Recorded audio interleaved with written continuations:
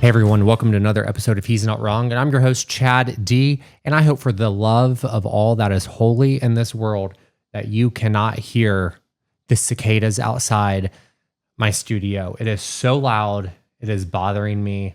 They won't shut up, but you know what? It is what it is. This is why I got a media studies degree in college. Hopefully I can figure out what frequency they're humming along to outside, and maybe I can edit out that frequency from the audio. But if I'm not capable of doing it, and you hear it, I apologize. There's nothing we can do about it. Let's just get through it, because this episode, we have a lot to talk about. This was an episode that I tried to record last week. We didn't get through it. It was really difficult, actually. Some stuff happened in the middle of the recording and just wasn't able to revisit it. And in that time, a lot of news has happened. Things that we've talked about, the potential of things happening on past episodes that have now happened. So we're going to talk about that. We will be talking to Connor Sanborn. He called in a voice memo a few weeks ago about his wedding hot take about losing the plot on wedding registries. I don't know if y'all remember it. If you don't, we play a little clip before we talk to Connor in a little bit. Side note, I already recorded the conversation before we started filming the rest of this podcast. So if I'm switching between present and past tense, we have already filmed it. So we have already played that clip that you'll hear in about half an hour or so. So hang in there. We're going to talk to Connor. And then we have a voice memo from a listener in New Jersey that we are going to give a response to. So we have a lot to talk about in this episode. Before we dive into the meat and potatoes of it all, I do want to talk for a quick second about therapists, because I was talking to some people recently about therapy, and a memory that was like locked away in the back of my mind came out. And I lived in DC several years ago. We've talked about this before, I believe, in a few episodes, but I did live in DC.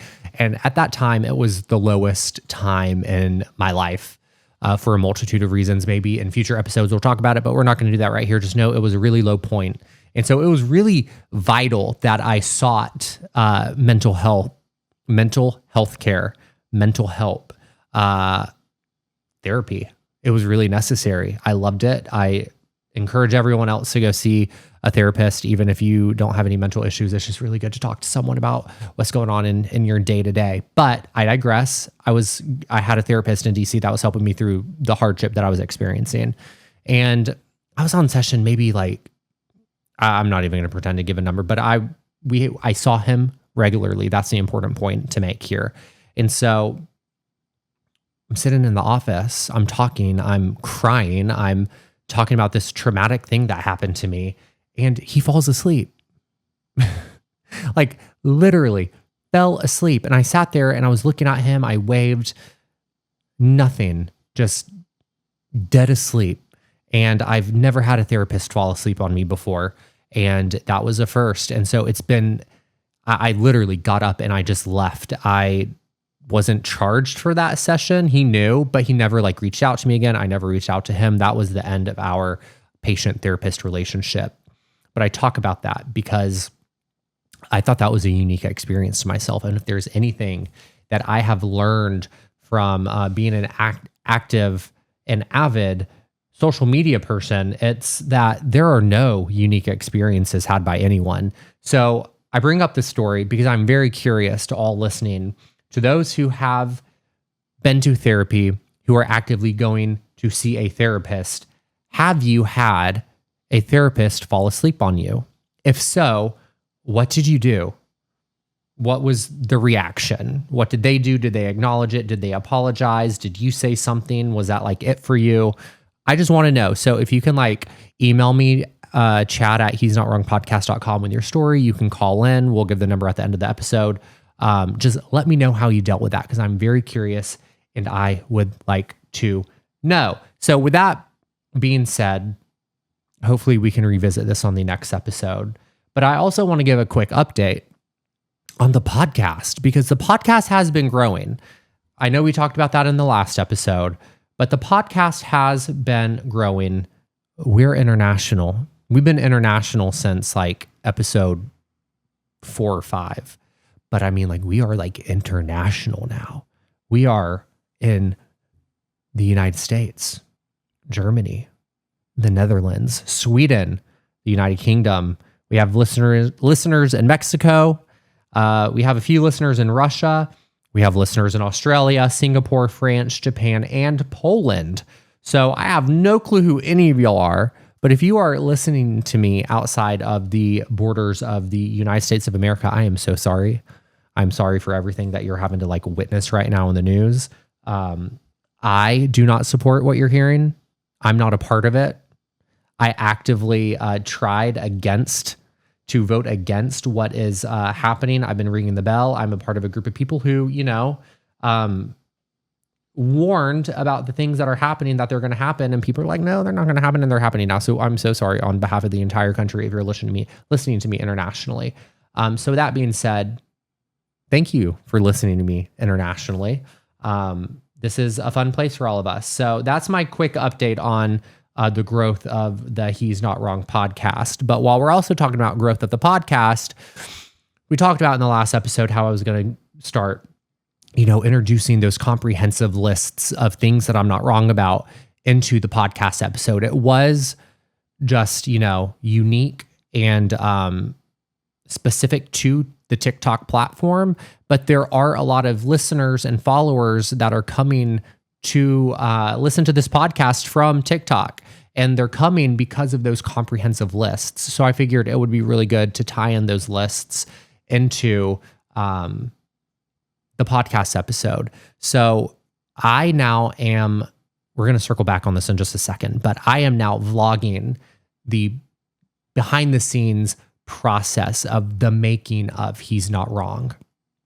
So from the ideation of an episode, creating the topics lists, getting prepared, the setup, any inspiration that I have, where I'm going to seek that inspiration or to write a part of the script or to work on the podcast. I'm showing those behind the scenes clips in my blog that I will be posting whenever I post an episode every Sunday or whenever I want, because I'm consistently inconsistent. So you can find those vlogs on my YouTube channel. So on that vlog, I showed the making of my most recent comprehensive list TikTok, part 8. And something has happened because it has gone viral, and we have gotten about 5,000 followers on TikTok on the He's Not Wrong podcast account.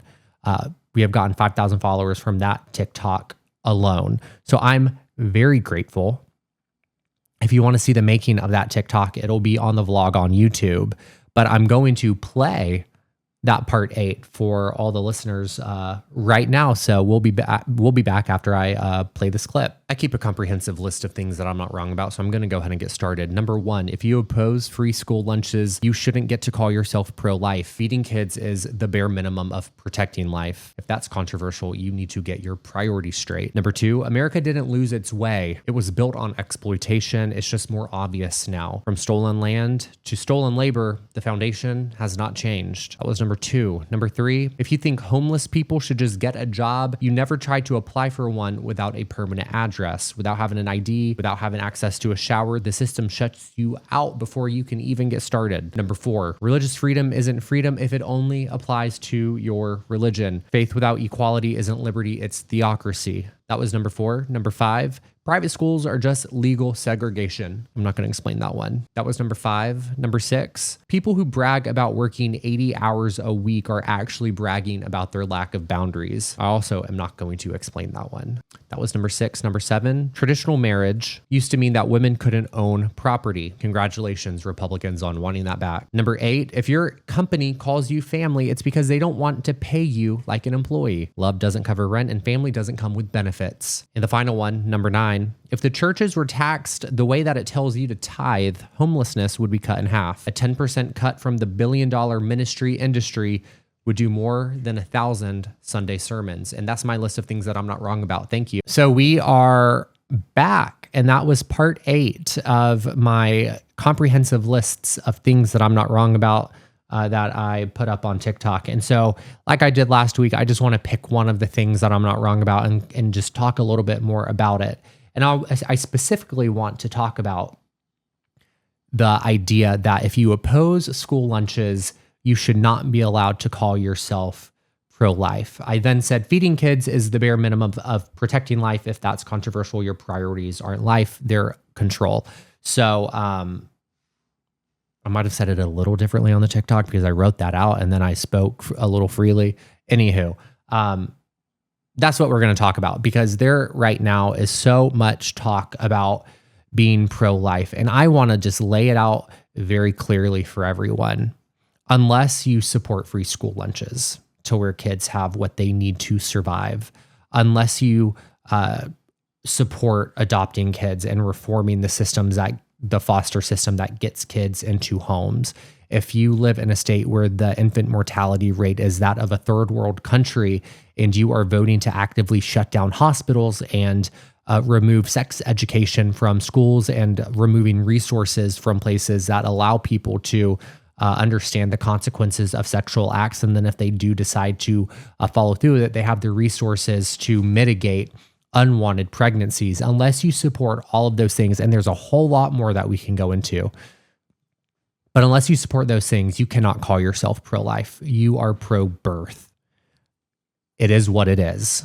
It is unfortunate, but it almost seems that there is a cognitive dissonance happening. You have these people claiming one thing, but then their actions are completely counter of what it is that they say they believe. And they cannot bridge that gap between their belief system and how they vote and what they say they believe. It is absolutely insane and it's crazy. And supporting school lunches is something that should be the bare minimum, but you have Republicans in many states who are actively cutting programs that provide free school lunches for students.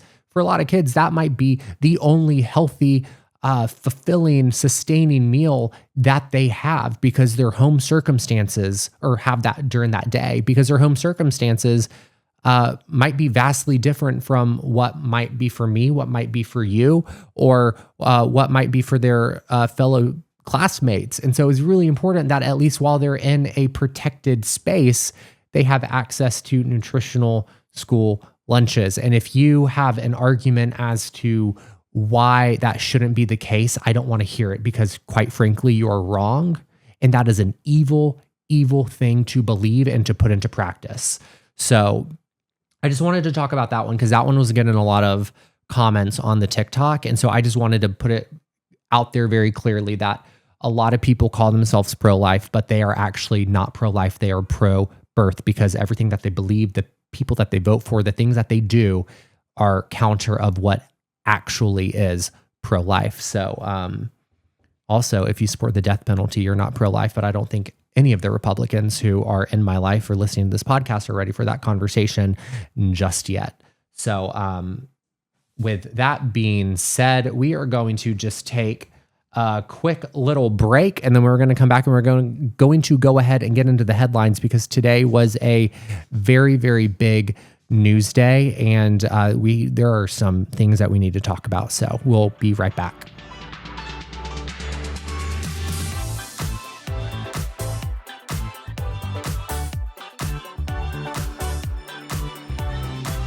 And we are back, and our first headline that we are covering today comes to us from ABC News. The Supreme Court formally asked to overturn the landmark same-sex marriage ruling. So if you are kind of confused about what that means, the Supreme Court has been asked to reconsider the Obergefell v. Hodges case that was ruled on 10 years ago that made marriage equality the law of the land. And I have a lot of feelings about this because it is a topic that I've been talking about since they overturned Roe v. Wade, because as we have discussed ad nauseum on this podcast, Clarence Thomas has made it very clear in his dissent, or in his opinion, whatever one it was. Don't hold me to that. But what I do know is Clarence Thomas made it very clear in his writings back when Roe v. Wade was overturned, which he voted to overturn it. So I guess he was it was an opinion of the majority, but he made it clear that he wanted to revisit Obergefell v. Hodges as it relates to the 14th Amendment. It is sick. It's disgusting what the Republican Party is allowing to happen in this country. Never once before in our history have we been so focused on rolling back progress and removing rights from individuals. I have called it since day one that they are coming for gay marriage, and you would not believe the amount of Republicans who genuinely believed that they could vote for the Republican Party, straight ticket, and still say that gay marriage and gay rights across the board weren't going to be touched. Even from a few Democrats I've talked to, they're like, yeah, no one's going to touch, no one wants to touch gay marriage, and they're not going to do that. They are. They made it clear with Clarence Thomas. They've made it clear in Project 2025 that they prefer the traditional nuclear conservative Christian straight families, and that's what they want the definition to be. So this is just this case going to the Supreme Court. This is just another step for them to erase the rights of individuals across this country. It's horrendous what they're doing. Like, that cannot be stated enough. Now, granted, the Supreme Court has not agreed to hear this case yet, but it's looking like they are going to hear it because they have a majority Republican court. We know how they all feel. We know what that opinion said when Roe v. Wade came down from Clarence Thomas, and we know who supported him. So odds are the Supreme Court will agree to hear this case. And if they hear this case, it is in the Republicans' majority in favor that gay marriage nationally, federally, will be overturned. They're going to give the rights back to the states. 9 states right now are already in the process of making gay marriage illegal. 9 states. The majority of states have Republican state houses. So there might be 9 now, but there's going to be more to come. If you are a gay person that wants to get married and have their marriage recognized, you are going to have to move to a blue state and hope that state stays blue for the remainder of your life. That is if we are lucky enough that it stops there. And by the looks of it, it's not. But as I said, I had a lot of Republicans in my life say that this was this was their line that they wouldn't have crossed. That I have a lot of Republicans in my life that said that this was a line that they would not cross, that they would stand up and speak out if gay marriage was going to be targeted. And here we are. It's being targeted. And where are those Republicans? They have stayed silent. They have not said a word. They have not condemned this going before the Supreme Court yet since the news broke. They have opened my Instagram stories and stayed silent, have not even acknowledged that this is going on. I think it's weak. I think it's sad. I think that you cannot tell someone that you love them and then actively vote for the people who have made it very, very clear that these were their intentions all along. That you're voting for people who are actively working to take rights away from me and from my friends. I can't even comprehend or process the depth of pain that I feel when I think about it. When I saw that today, I sat on my couch for about an hour, and I sat there and I was trying to figure out what to put on my story. I was trying to figure out what to put on my social media just to let people know that this news is happening and to inform people that this is like an I told you so moment. And every time I read that headline, I physically was feeling sick. It's not enough that they're coming after people of color in this country. It is not enough that by all aspects of what due process means, that's been removed. It's not enough that they are coming after mentally ill people and just saying they're going to throw them into jails if they're on the street, not giving them any help that they need to survive or to be better versions of themselves or to contribute to society. I was watching the press conference today at the White House, and Trump said, he said the quiet part out loud. He said, these people aren't redeemable. They're not going to contribute to society. Like, he's pretty much saying, if you're a homeless person, if you're mentally ill and you're on the streets, like, you have no value in his eyes to society, and you never will have a value to society. To say that someone's humanity is directly linked to the situation that they find themselves in at that moment in time is sick. And I'm over it. I'm at the point where I do not want a single Republican in my life, because this is a difference between, like, literally right and what is evil. And one side might not policy-wise always be right, but there's one side that has been about 100% evil for a while now. And it must be called out for what it is. It is evil. With all of that being said, I do want to say that I have actually lost people close to me due to politics right now and what's going on in the world. And it is hurtful and it's heartbreaking. And I wanted to talk about this because I feel like it is something that a lot of people can relate to. Because it's not easy removing someone from your life. It's not easy just allowing people that you love to go down a path that they're going down with their beliefs. But there is a point in time when you have to ask yourself, is the people that are in my life, they're serving me morally and ethically? And I hate to be the one to say it, but right now with what's going on, I do not think it's morally right, and I do not think that it's ethically okay to normalize the thought processes and the belief system that they are forcing upon the entire country right now. And I know that sounds like a Republican talking point when it comes to Democrats, but the difference is, say whether it's trans people, gay people, we just want to fit in and be normal. We don't want attention to be on us. Like, we're not pushing anything down your throat. Yes, there is Pride Month and there's Pride parades. That's besides the point. But there is literally an entire different side where the policies and the ideology is just to erase people. And that is wrong.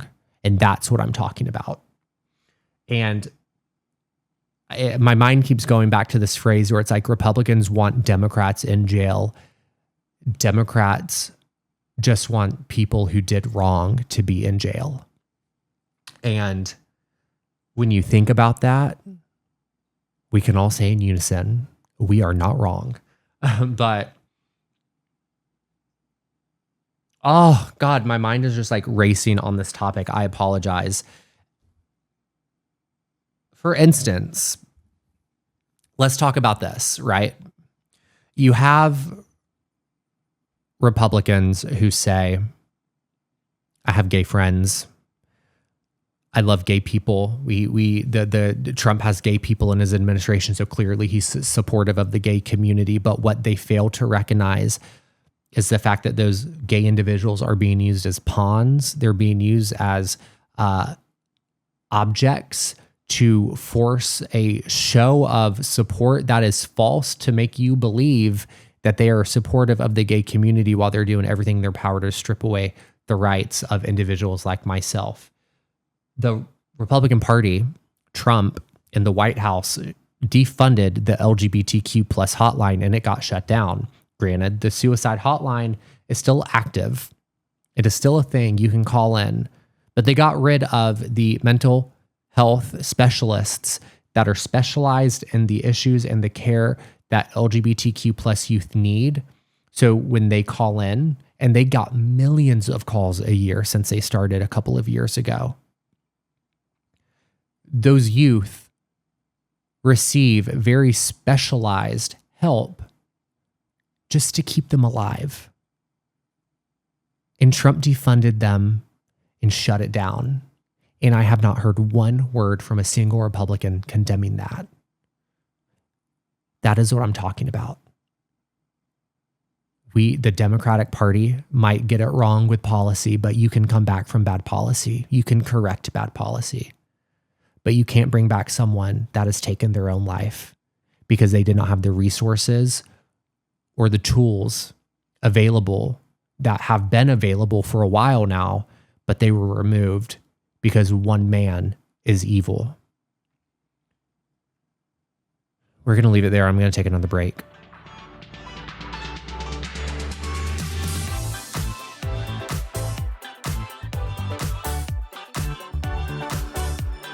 And we are back from our second break.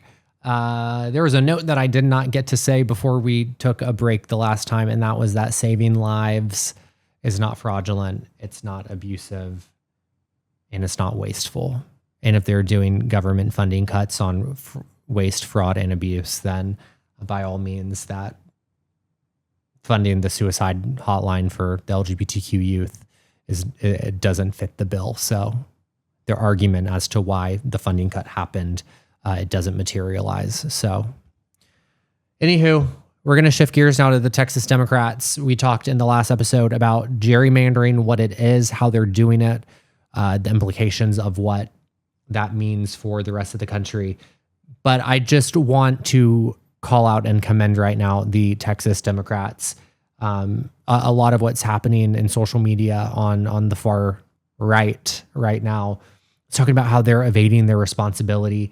And that is just so abhorrently untrue and wrong. They are using one of the only tools that they have in their toolbox to fight back and to actually be effective. When you are in the minority power-wise, you do whatever you can with what you have at your disposal to make an impact, to make sure that your constituents' voices are heard. And that's what they're doing. Their solution, yes, they've utilized it before, but it is creative. They are forcing a conversation to be had nationally that's playing out in front of millions of people every single day. By them fleeing Texas, they're not evading responsibility. They are bringing light to an issue that we need to keep pressing and to continue talking about. National Democrats, by and large, they're ineffective in coalescing behind a common message, right? We don't have a party leader. The most that Hakeem Jeffries and Chuck Schumer are going to do is just write a condemning letter. Sometimes there's a filibuster, but we know that's not as effective as it could possibly be. But they're by and large ineffective in fighting back against MAGA right now. And so it's really energizing and motivating and inspiring to see Democrats at the local and state level doing the hard work, doing what it takes to fight back and to make sure that a harmful agenda that silences people and strips people from the power of their vote, making sure that does not happen. The longer that they stall that vote on that map, the more conversation can happen, the more learning we can do, the more we can organize in blue states to make sure that our game plan is identical to what Greg Abbott is doing in Texas. So I just wanted to take a minute and throw my support behind the Texas Democrats. I really hope that more Democrats at the national level can take note and support them. I hope the blue states are following suit in what Texas is doing, playing the game by their own rule book, as some might say. But again, Texas Democrats, thank you for doing the hard work. Thank you for being in this fight. And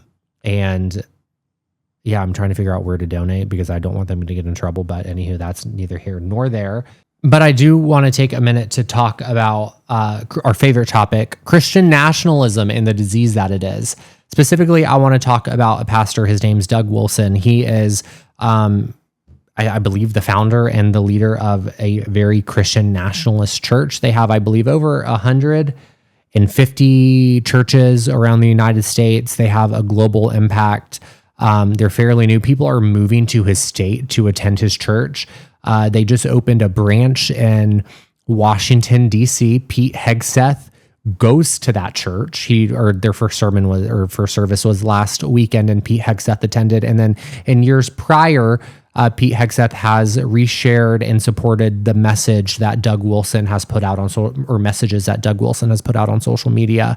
And then some senior leaders of that church that fall directly under Doug Wilson were on social media talking about how women shouldn't vote, that only a household should vote, and the man should be the one to cast the ballot and have the final say in that household's vote. They want to repeal I believe it was the 19th Amendment. And Pete Hegseth is retweeting that this past weekend, or re-Xing it, whatever you want to say, reposting those comments from Doug Wilson and his associates and supporting that message. So I'm going to play the clip. We're all going to listen, and then we're going to talk about it. So let me get my headphones on, and here we go. Women are the kind of people that people come out of. So you just think they're meant to have babies? That's it. They're just a vessel. No, it doesn't take any talent to simply reproduce biologically. The wife and mother, who is the chief executive of the home, is entrusted with 3 or 4 or 5 eternal souls. I'm here as a working journalist, and I'm a mom of 3. Good for you. Is that an issue for you? No, it's not automatically an issue. So there you have it. The woman's place is in the home.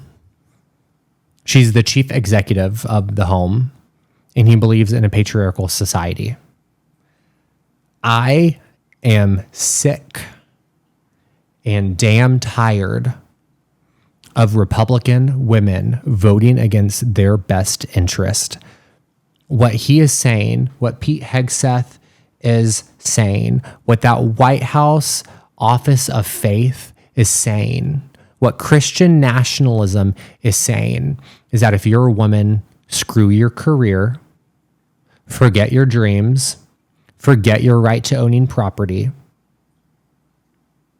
forget having a credit card, forget making almost probably the same as a man if you're lucky. I don't know if everywhere is like that now, but if you're lucky enough to be paid as much as a white male, say bye to that. They genuinely want to roll back women's rights. We saw it with Roe v. Wade. We are seeing it now with women and the careers that they have, their futures, and their right to vote. They said it very loud and clear in that interview, and it was on CNN if you want to go back and listen to it with Doug Wilson, that they want to repeal the constitutional amendments that gave everyone the right to vote. And they want to give it back just to the man, to men who own property. If that does not terrify you and scare you, then you need to get your priorities straight.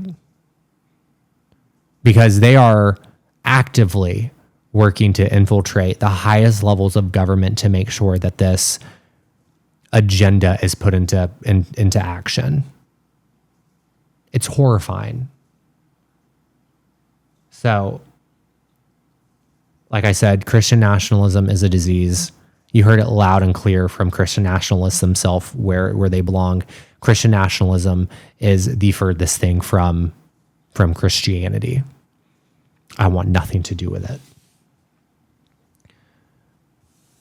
Like I said, we went ahead and we recorded our phone call with Connor. So, I mean, I don't even know how. I'm so angry right now. I don't know how I'm going to transition into it. But yeah, here is my conversation with Connor. And we talk about his voice memo that he sent in a few weeks ago.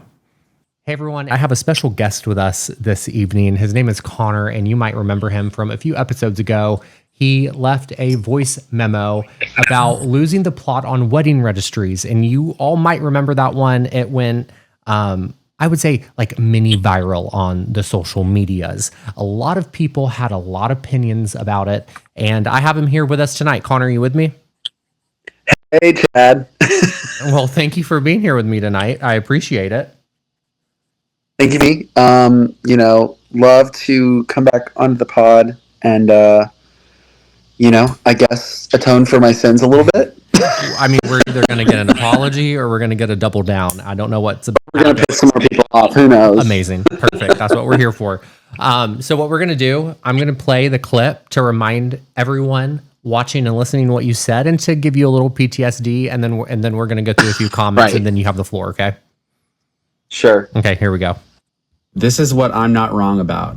I think we have lost the plot on wedding registries. You want to put a $900 espresso machine on your registry, on the same registry that you're going to have $6 wooden spoons on. Also, all these people putting like 15 plates. I need bowls. I need silverware. What have you been doing beforehand? Were you eating on the floor like a dog? I will contribute to a vacation fund or get you a gift card to Amazon like a normal person. I agree. Connor, I will admit, I played that off of TikTok and I did edit it down for social media, but I think everyone listening can, they get the gist of it. I went like a full minute. I talked for like a full minute in the original edit. That's like making the skin on the back of my neck stand up. Why? Hearing that again, because I'm like, I need to relax. It's not that serious. But you believed it when you sent it in, right? I did. I had just RSVP'd to 2 weddings like back to back that day, and I started looking through the wedding registries, and they didn't make sense to me because I'm like, okay, well, I have my own apartment. If I want something, I get it myself. Why are these people, needing to ask for such a wide array of items for a new home? And we got the heat for it for sure. You got the heat for it. I went. You posted it. So I went on what I like to call a listening tour. I sat down with friends. I sat down with family, and I was like, I don't really think I'm wrong here. And I really didn't believe some of the TikTok comments. I thought people had some hot takes even then. But one thing I didn't know about the wedding registry concept is that if you put on your registry like a Room Sonoma or a Target or something like that, if someone doesn't buy it for you, they will sell it to you for 20% off. I'm like, that is a great idea. I did not know that. I think I'm on the side of the wedding registry now. I also realized that we are in a housing affordability crisis, among other things, and a lot of people might still be living with their family or with roommates. And so when they do move in with their partner or get a new house or they get married, you might actually be starting with less stuff, just like our parents were 30 years ago. So it's an interesting concept. Okay, so some of the comments that you got were people who have this take have never made a registry. Someone said also that $900 espresso machine is not put there because they think the bride's best friend is going to buy it. They put it there because the bride's 4 aunts get together and buy. Someone else said back in the day, people were legit starting out in life. So there were, someone also said, I disagree with this take. So there was a lot of dissent on the voice memo that you sent. Right. So you didn't double down. You did somewhat apologize and show growth and learning through what you said. But I do have to double down because I understand the concept of a registry, but what I don't appreciate are about 80% of the white women in my comment section arguing with me not to come to their wedding if I'm not going to bring a gift. It is a gift. That is, that's a hard thing. I'm wholly doubling down solely for those women, because if you expect me to bring a gift to your wedding, it is not a gift. It is an entry fee into an event. I want to give a gift because I'm feeling generous. I recognize it's your special day and I want you to feel special. But if you are getting married with the intention that everyone you're inviting is bringing you a gift, don't send me that invite. And those are my final thoughts on that. think that's great. I think that's very fair. You know, a lot of us, not a lot of us, I think when we go to weddings these days, the bride and the groom might feel such pressure to make their wedding a spectacle. And so, like, with the concept of gifts even being delivered before or being brought that day, like, maybe they have to match that. I don't really believe that, but I'm not married, nor have I, made a wedding registry. That girl was totally right. I've never made a wedding registry. But, like, at the same time, if you gave me one of those scanner guns, I would be a problem in the Williams-Sonoma. I would be an issue to the Crate and Barrel staff, right? Because I would be glad to make a wedding registry. You don't have to tell me twice to make one. Because, girl, if I get a 20% off, if someone doesn't buy it for me, yeah, I'm getting it. Can you imagine how much Le Creuset you're putting on that registry? I get a new pot every year, I swear. I mean, I need to get influencer status with them or something, I agree. I need it too. I'm having a problem paying my student loans. I need that influencer status too. Right. It's like, ugh, should I pay for student loans this month or get a new pot from Le Creuset? Le Creuset all the way. The government's not getting any more money out of my ass. That's right. So, Connor, before we end the phone call, first off, again, appreciate you calling in, but do you have anything else that you're not wrong about that you want to share? Well, first off, I want to say thank you for letting me come back on and share my thoughts. I will say I was reluctant to come back on because I think immediately seeing those TikTok comments, I was like, I don't know if I really want to, put myself back in the situation for more scrutiny. I don't love when things go viral that I'm a part of and it's negative. If it's great, then hey, share it to the world. No, I need to step in here. I wasn't going to bring this up, but since you brought it up, I'll offer a little bit of context into it. I offered Connor the day after all those comments came through the opportunity to be on the next episode and call in. And he said, no, I'm good. You got it. Yeah. I was very reluctant. I was like, I've made my bed and I need to lie in it, but I don't want to talk about it. Well, I appreciate you talking about it.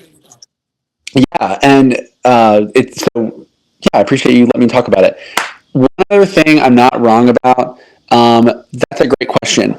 I'm a big planner and God, this might be another controversial take. I don't know. Give it to me. Come on. I love to spend my Sundays organizing the rest of my week, right? So I spend my an hour every Sunday, organizing like all my 5 to 9, after work. And when someone texts me or asks like, "Hey, are you free like Tuesday at 6 p.m.?" I'm like, technically I'm not, but I will shift some things around. And I don't think people realize that I'm not actually busy. I just busy myself. That's what I did in college. That's what I do post grad, and it makes me feel like I have power over my life. Well, Connor, so I'm not wrong about overbooking yourself, but also have some grace. That was a terrible. He's not wrong, but I think you can cut that. I'm not going to cut it. I'm going to use it. I think it actually leads into a guest that I'm going to have coming up here soon. That's all I'm going to say. I'll one-off you after we stop recording, and I'll fill you in on that one. But no, I like that. I'm not going to say you're not wrong for that, but I'm definitely not the type of person that fills my calendar. My calendar actually is very empty. It all stays in my head. If I remember, I'm going to attend. I think you can attest to this with me too. I think you can vouch for me. If I remember, I'll attend. If I don't remember, if you don't give me a reminder, don't be shocked if I don't show up. Because I can't use a calendar. I can't use phone notifications. Well, you know me, because I will I'm a texter, I'm a caller, if it's not in the Google calendar, it's not happening. Yep. Maybe that is really my he's not wrong. Like if it's not in my calendar, it's not happening. I will forget. You and I are very different in how we think about that. Like if it's in your head, it's happening. If it's, if it's not on my calendar, if I cannot physically see it's happening, I'm going to forget about it. I might be hiring you to help me with calendar management here coming soon. I need to get some freelance on let me just be a personal assistant to somebody. I would crush it. Well, maybe one of the listeners will hire you. Maybe. No, probably not after my first hot take. Oh my God. Let me do your wedding registry for you. I'll take the scanner gun and go to all the stores for you. I'll scan the $900 specimen machine, and I'll scan the wooden spoons. I'll do everything in between too. I'll put a couple things on there for me, just so that when no one buys them, I'll buy them for 20% off. There you go. Connor, we appreciate you. Thanks, Chad. Talk soon. So we're going to keep it on the theme of what people are not wrong about. And I did have a listener submit a voice memo about what they're not wrong about. It's Darius from New Jersey. And Darius did share with me his thoughts on my statement from one of the comprehensive lists that I'm not wrong about in my previous episode where I said billionaires are a policy failure. Darius did share his thoughts with me. So I'm going to go ahead and play that out loud now via phone into the microphone because my soundboard and phone are not communicating correctly this evening. It'll be fixed for future episodes, but just bear with me if the audio does not sound as optimal as I would like it to be. Hello, this is Darius from Jersey. Well, there's so much to discuss, but there's probably little time, so I'll make it quick. The whole take that billionaires shouldn't exist. Look, billionaires are not the reason healthcare, housing, education are unaffordable. It's the government's fault. Look at the OG entrepreneurial billionaires, Rockefeller, Carnegie. They made their money by making oil, steel, and everything else cheaper. Under real capitalism, products get cheaper, quality goes up. We live under Keynesianism, government subsidies, government regulations, price controls, supply controls, make healthcare, housing, education more expensive. Think of it like this. Why are cell phones and televisions cheaper and cheaper? Because of foreign manufacturing, because of automation. They got better and they've gotten cheaper. These industries have created more jobs with no burden to the taxpayer. You can't say that about the quote-unquote important industries.